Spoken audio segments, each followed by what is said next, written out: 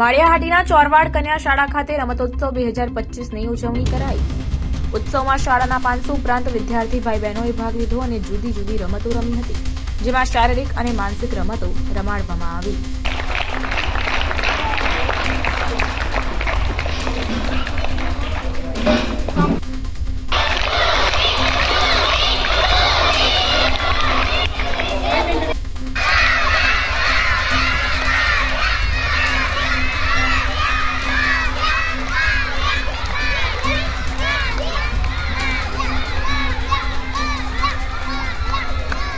હું વાઢેર બાબુભાઈ એકતા આચાર્ય આજ રોજ માળિયાહાટીના તાલુકાની કન્યા શાળા ચોરવાડ મુકામે રમતોત્સવ 2025નું આયોજન કરેલ હોય, જેમાં શાળાની લગભગ 516 કન્યાઓએ ઉત્સાહભેર ભાગ લીધેલ છે।